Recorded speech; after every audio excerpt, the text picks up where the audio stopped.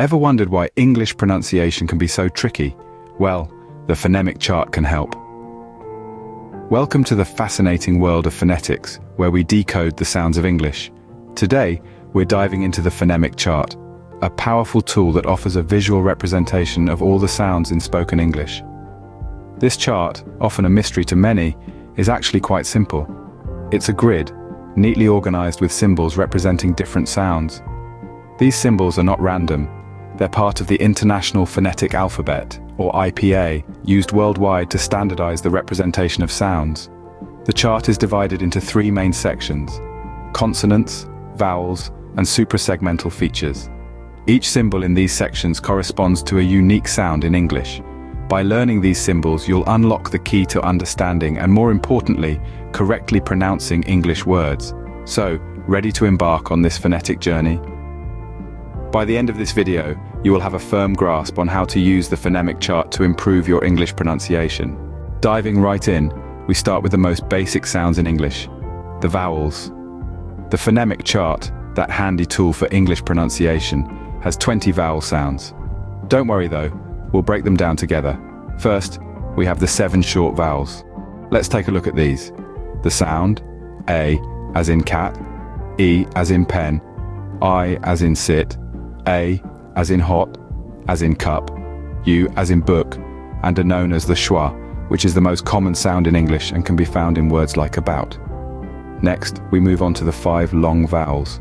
These are I as in see, A as in car, O as in door, U as in blue, and E as in bird. Notice how these sounds are held slightly longer than the short vowels. Now onto the 8 diphthongs. Diphthongs are a blend of 2 sounds within the same syllable. We have EI as in day, and AI as in 5, OI as in boy, AU as in house, U as in go, I as in here, E as in air, and R as in tour. Remember, these are sounds, not letters. English is not a phonetic language, which means we don't always say words the way they're spelled. That's why the phonemic chart is such a valuable tool. It helps us understand the sounds that make up words, regardless of how those words are spelled. So, let's summarize. We have 7 short vowels, 5 long vowels, and 8 diphthongs. All these sounds combine in various ways to form the words we speak and hear every day. Take time to familiarize yourself with these sounds. Practice them, listen for them in conversation, and use them in your own speech. It's like learning a musical instrument. The more you practice, the better you'll get. As you can see, vowels are the building blocks of English pronunciation. Now that we've mastered vowels, let's move on to consonants. Consonants are the backbone of English pronunciation, giving our words shape and structure. They're represented in the phonemic chart by 24 symbols, each corresponding to a unique sound. Let's start with the plosives, which are sounds produced by blocking the airflow in the vocal tract. These include P as in pen, T as in table, and K as in kite. Next, we have the fricatives, such as F in fish, S in snake, and sheesh in ship. These sounds are made by forcing air through a narrow channel made by placing 2 articulators close together. Voiced and voiceless pairs also exist among consonants. For instance, the P sound in pen is voiceless, while the B in bat is its voiced counterpart. Similarly, T in table and D in desk form another pair. The main difference between voiced and voiceless consonants is whether the vocal cords vibrate during the articulation of the sound. Moving on, we have the nasal sounds like M in mouse, N in nose, and the eng in singing. These are sounds produced with a closed mouth, where the air escapes through the nose. Finally, there are also approximants, which are somewhat vowel-like. These include W in water, L in lamp, and R in red. These sounds are produced by making the articulators approach each other, but not close enough to cause turbulence. Remember, these symbols are not the letters of the alphabet, but represent the sounds. For example, the seach sound in chair is represented by a single symbol in the phonemic chart, not 2. Understanding and practicing these consonant sounds will help you fine-tune your pronunciation. It's not just about knowing the sounds, but also about learning to move your mouth and tongue in the right way to produce these sounds. Consonants add depth and variety to English pronunciation. So let's embrace the consonants and give our English the crisp, clear pronunciation it deserves. Vowels and consonants are great, but what about sounds that combine them? Enter diphthongs and triphthongs. Let's dive straight into diphthongs. A diphthong is a sound formed by the combination of two vowels in a single syllable. A great example is the word coin. The oi is a diphthong. On the phonemic chart, these sounds are represented in the outermost part of the vowel section. Another great example of a diphthong is in the word say. The A sound is formed by the combination of A and E, making it a diphthong. Other examples include words like out, ear, and air, where two vowels merge to form a unique sound. Let's move on to triphthongs. A triphthong is a complex vowel sound that begins with one vowel sound and moves towards another. This sound is usually found in unstressed syllables. These are not represented on the phonemic chart because they are combinations of simple vowel sounds and diphthongs. Take the word hour, for instance. The hour is a triphthong, combining A, U, and R. Similarly, in the word player, the aya sound is a triphthong. It begins with the A sound and moves towards an E sound. Diphthongs and triphthongs add a certain richness to the English language. They contribute to the unique rhythm and musicality of English pronunciation.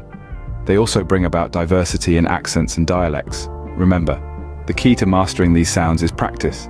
Try saying words with diphthongs and triphthongs out loud. Listen to native speakers and try to mimic their pronunciation. Before we wrap up, let's quickly go over what we've discussed. Diphthongs are sounds formed by combining two vowels in a single syllable, while triphthongs are complex vowel sounds that begin with one vowel and move towards another. They bring a whole new dimension to English pronunciation. So, the next time you're speaking or listening to English, pay special attention to these unique sounds. You'll be surprised at how they can transform your pronunciation and understanding of the language.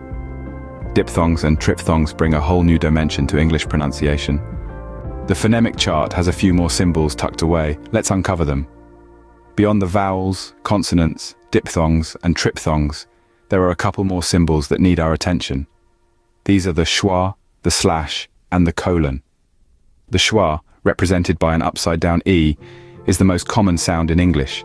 It's a sort of sound that you hear in words like about or support. The slash, or virgule, is used to enclose phonemes, telling us to focus on sounds, not letters. The colon, meanwhile, is used to indicate long vowel sounds.